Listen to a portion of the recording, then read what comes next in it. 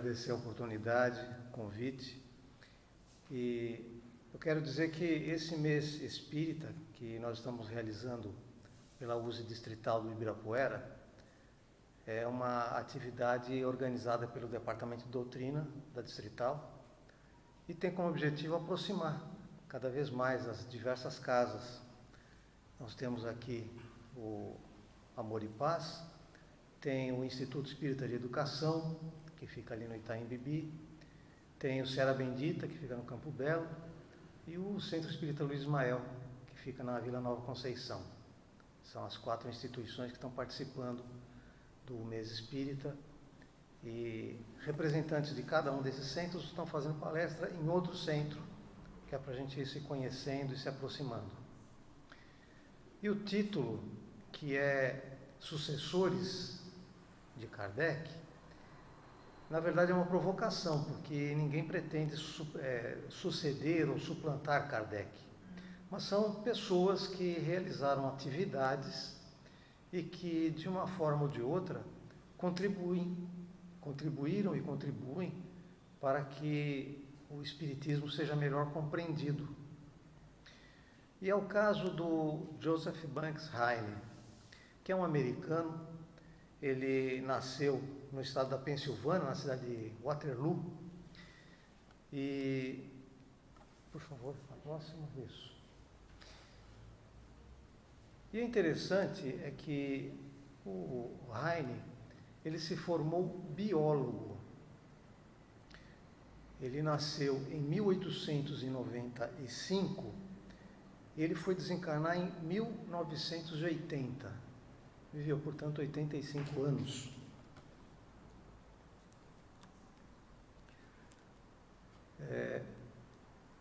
E é interessante que... Passa o próximo. Ele foi trabalhar na Universidade de Duke. Só uma curiosidade, essa Universidade de Duke, ela foi fundada, na verdade, numa cidade vizinha, chamada Trinity, e chamava Trinity College.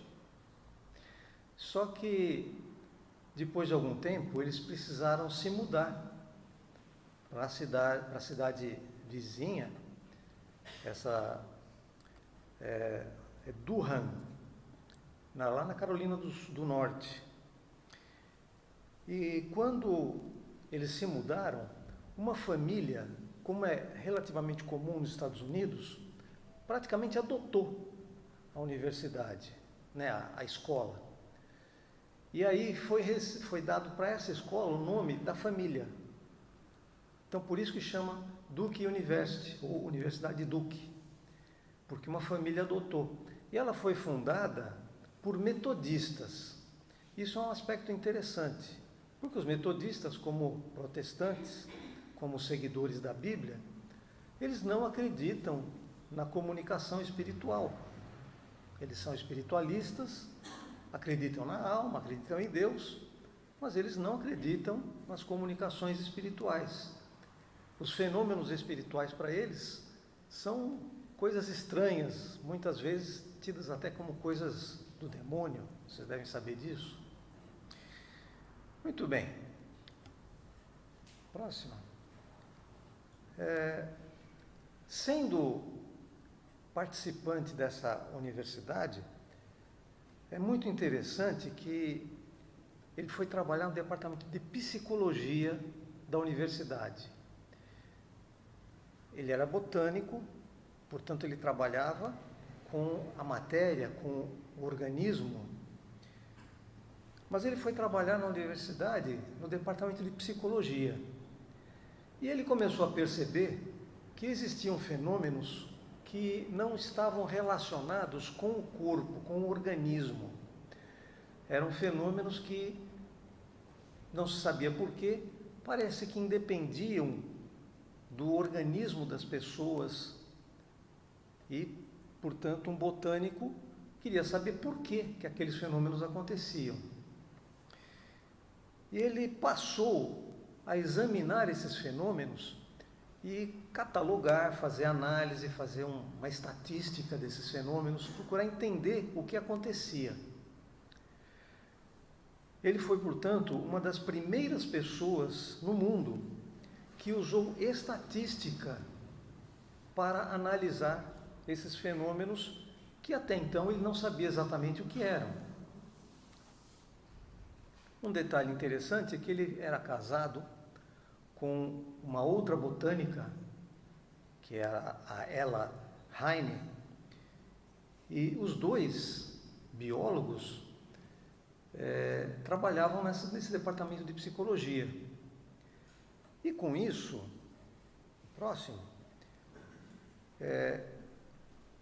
tendo esse trabalho nesse departamento de psicologia, ele teve a oportunidade de desenvolver uma série enorme de experiências. E com essas experiências todas, ele foi catalogando todos esses fenômenos que ele encontrava e ele concluiu que havia algo que ultrapassava a mente física.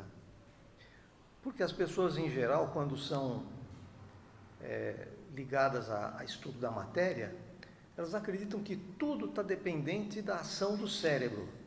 A pessoa pensou, foi uma ligação química que gerou aquele pensamento.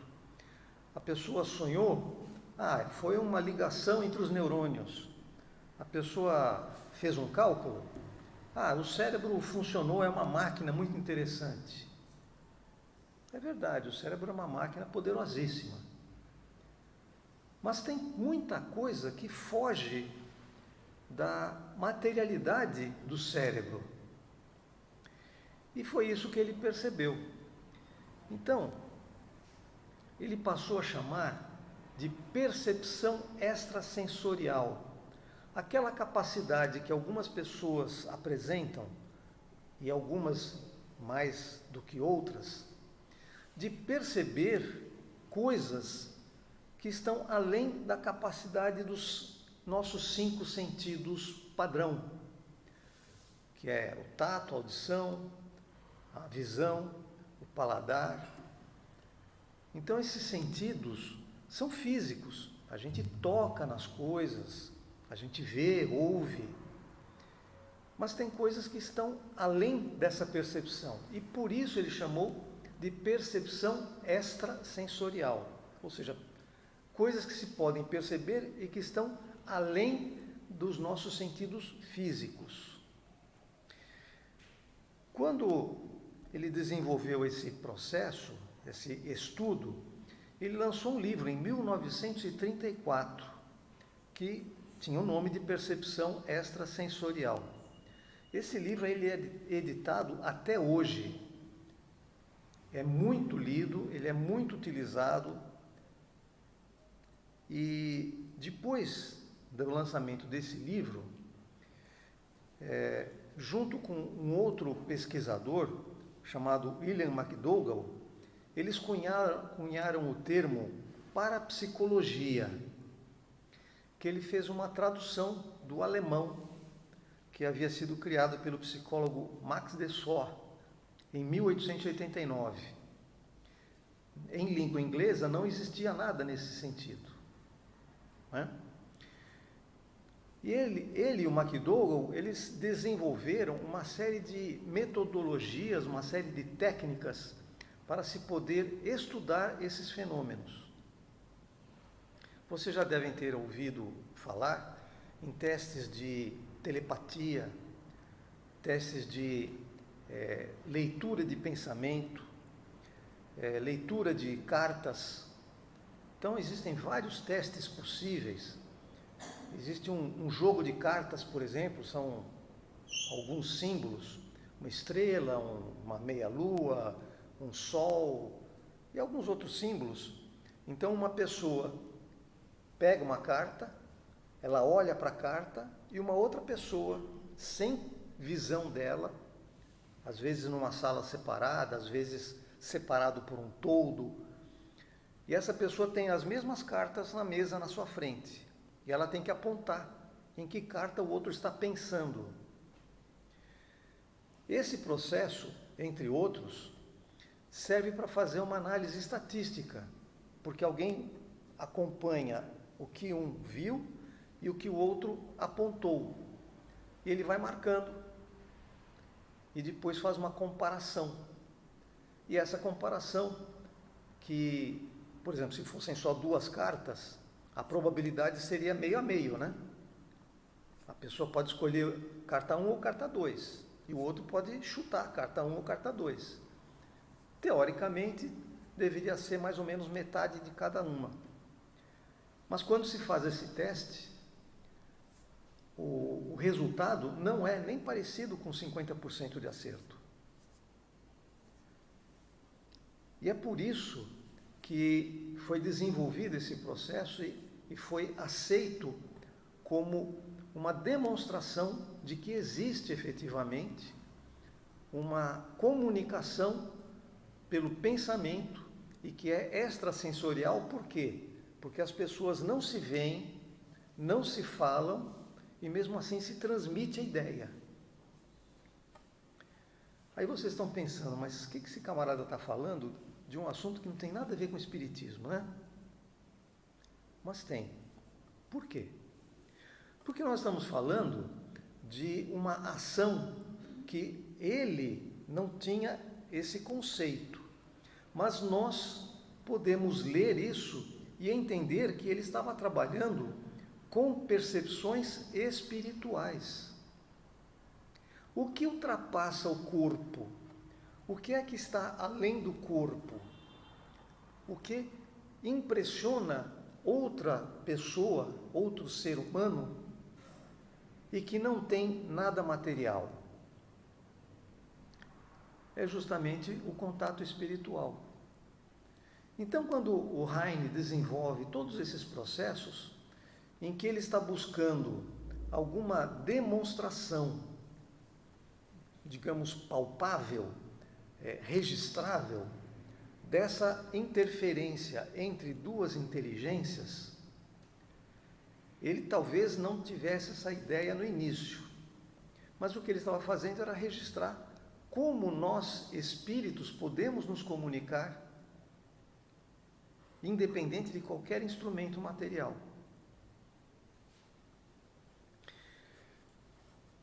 No final dessa década de 1930, ele passou a estudar a psicocinese. Psicocinese é a capacidade que nós podemos demonstrar de algumas pessoas poderem influir em coisas materiais. Então a ideia era a seguinte: a pessoa pegava uns dados, um ou vários dados, e jogava o dado. Se você fizer uma análise estatística, normalmente tem uma certa distribuição, que é mais ou menos parecida. Se o dado não tiver defeito, qualquer número pode sair e vai ser mais ou menos igual para todos os números. Mas aí a pessoa queria jogar, queria que saísse um determinado número, e ela jogava, primeiro com a mão, depois punha dentro de um copo e jogava, e depois uma máquina lançava. Foram várias fases nesse trabalho. E foi constatado que a pessoa conseguia interferir na distribuição dos números que eram sorteados. Então vejam que nós estamos falando de uma pessoa que ele não era espírita, ele não estava estudando diretamente o espírito, mas a sua atividade profissional como parapsicólogo, que ele ajudou a criar essa profissão, digamos assim, essa categoria de estudioso, o que ele estava estudando e o que ele estava produzindo tem relevância para nosso entendimento como espíritas. É uma demonstração que as pessoas, quando a gente fala em espiritismo, falam, prova que espírito existe. Não dá para a gente provar que o espírito existe, porque eu não consigo agarrar um espírito, prender ele com uma corrente num lugar e falar para todo mundo, pode vir aqui ver o espírito. Isso não existe. Nós não podemos provar fisicamente que o espírito existe, mas nós podemos criar evidências. E no caso do Heine, ele, não sendo espírita e desenvolvendo essa série de experiências, ele contribuiu para demonstrar a existência de algo que está fora do corpo. algo que independe do funcionamento do cérebro, que ultrapassa a capacidade de operação do cérebro. É claro que vai aparecer gente que diz, não, mas isso é o cérebro que cria uma ondinha, essa ondinha caminha, vai chegar na outra pessoa. O cérebro não tem essa capacidade, na verdade. Até porque, muitas vezes, esses experimentos, eles são feitos a uma distância relativamente longa. Não é a pessoa, um encostado aqui, um de cada lado da mesa. Às vezes são salas distintas. Já foram feitas experiências com telepatia com astronauta no espaço e outra pessoa aqui no planeta. Então não dá para falar que o cérebro criou energia que foi até lá. Muito bem. Então, Heine procurou demonstrar que uma pessoa poderia influenciar o resultado de dados lançados utilizando-se de recursos psíquicos, inicialmente com a mão da própria pessoa, mais tarde com os dados jogados através de um copo e finalmente com uma máquina de lançamento de dados sem interferência humana. Certo? Próximo.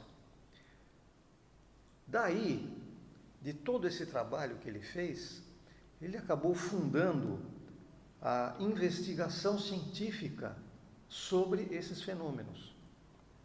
Porque antes, é claro, muita gente já tinha percebido alguns efeitos, alguns fenômenos, já tinha conseguido perceber que existiam algumas características humanas que não dava para explicar. Mas normalmente essas pessoas eram tidas como feiticeiros, bruxas, pessoas ligadas ao diabo, e muitas vezes eram simplesmente jogadas numa fogueira ou enforcadas. Então o que o Heine fez foi tornar essa investigação científica com uma base racional, de tal maneira que as pessoas não eram mais chamadas de bruxas ou feiticeiros. As pessoas eram tratadas como sensitivos e eram investigados, eram pesquisados, eram submetidos à experiência. Então elas deixavam de ser alguém essencialmente ruim para ser uma pessoa essencialmente investigável. Essa é a grande importância do trabalho do Heine.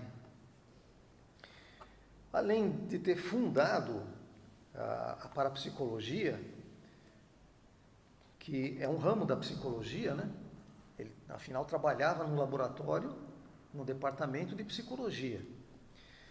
Ele, depois disso, ele fundou o próprio laboratório de psicologia na Universidade Duke.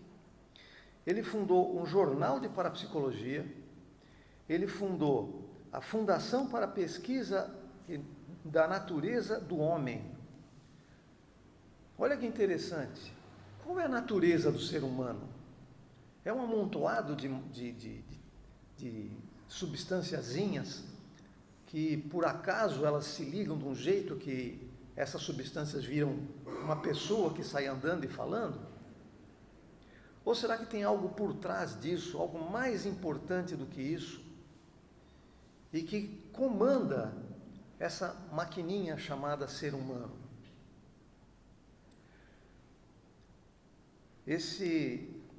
Essa fundação atualmente tem o nome de Centro de Pesquisa Heine. E ele fundou também uma fundação parapsicológica.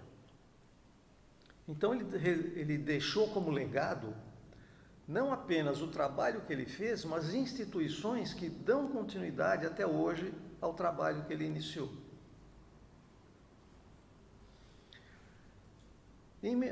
Depois de 1960, ele realizou aquelas experiências todas, né? As cartas Zener e toda uma série de pesquisas que ele fez. Ele começou a experimentar com desenhos ocultos. Então ele pegava figuras, colocava dentro de um envelope, por exemplo, e testava para ver se a pessoa conseguia descobrir o que era aquele desenho que estava dentro do envelope, um envelope opaco, que ela não conseguia enxergar, Então, ele fez também esse tipo de experiência, além da telepatia, a percepção de objetos que estavam escondidos. Quando a gente fala em parapsicologia, ele se referia, olha que interessante, como uma ciência da natureza não física, uma disciplina envolvida com fenômenos que falhavam em mostrar relações regulares com o tempo, espaço, massa e outros critérios fisicalistas. Ou seja, tudo aquilo que a física, a química, a biologia estudam está intimamente relacionado à matéria, está intimamente relacionado a relações de peso, de movimento, de reação química. Então ele conseguiu demonstrar que esses fenômenos que ele estudava, eles não tinham relação com esses critérios físicos ou fisicalistas. E realizou pesquisas que mostravam que a mente pode escapar dos limites corporais sob certas condições. Quando a gente fala, por exemplo, na mediunidade, a gente está falando em condições específicas. As pessoas não estão no seu estado normal, no seu estado comum.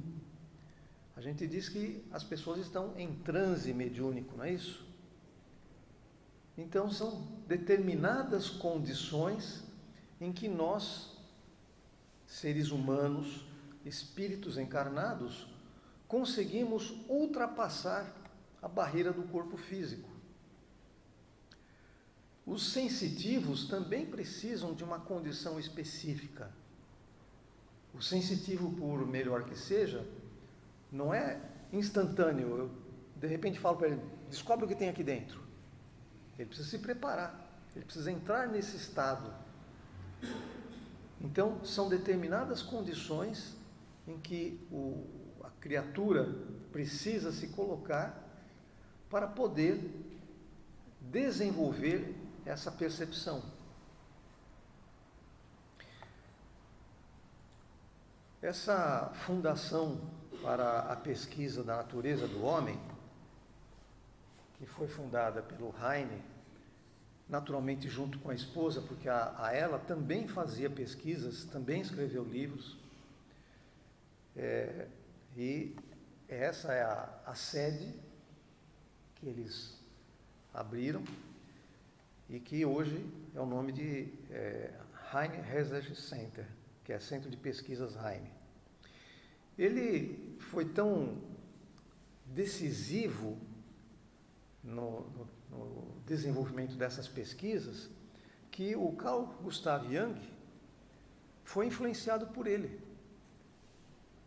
Várias observações, vários estudos do Jung, o Jung,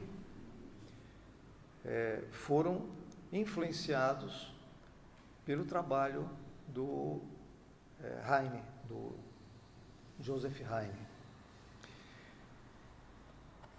Eu queria fazer aqui um recorte. No dia 28, por exemplo, nós vamos ter a última palestra do mês espírita e vai ser falado sobre Herculano Pires. Uma das características de Herculano Pires era estudar a parapsicologia. E a parapsicologia que foi fundada por Heine.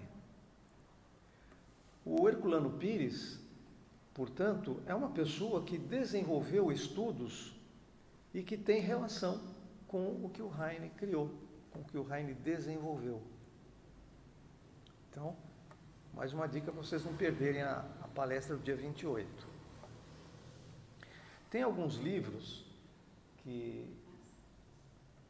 Tem alguns livros... Na Seara Bendita, né? Oi? No dia 28 do Herculano Pires é na Seara Bendita. Seara Bendita. Mas é remoto, né? Então é só assistir de casa tranquilamente. Só de casa. Só de casa. O Heine escreveu vários livros, e aqui são alguns deles. Então vocês veem as datas: 24, 34, 37, 40, 57, 65, 66, 75, e o Jornal de Parapsicologia, que é publicado até hoje. Ele foi lançado lá nos anos 30. Mais um, por favor.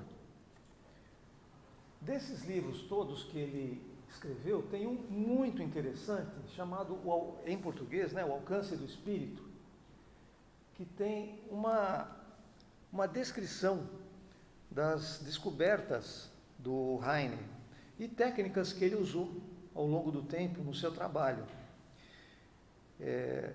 em que ele usava uma metodologia muito específica para verificar esses fatores não físicos. Inclusive tem muitos casos, muita descrição de caso, de pesquisa. É um livro muito interessante, tão interessante que nós inclusive colocamos esse livro para divulgação no programa Momento Espírita da USE, como parte de estímulo à cultura. Essa é uma obra em que ele busca demonstrar a existência de um princípio espiritual que existe em nosso ser através dos canais ocultos como clarividência, precognição, telepatia, tudo explicável em termos dessa faculdade anímica que se englobam com o nome de percepção extrasensorial. Vejam que, apesar de não ser um livro espírita, mas é um livro que cabe perfeitamente para nosso estudo, para nosso conhecimento. Ele é muito interessante, é um livro grande, não é um livro para se ler em meia hora, é um livro que exige atenção, mas é um livro muito interessante e que pode até ajudar o nosso entendimento do Espiritismo. Depois nós temos duas imagens aí, com outros livros do Heine. Mais um, por favor. Isso é apenas uma parte do material que ele produziu.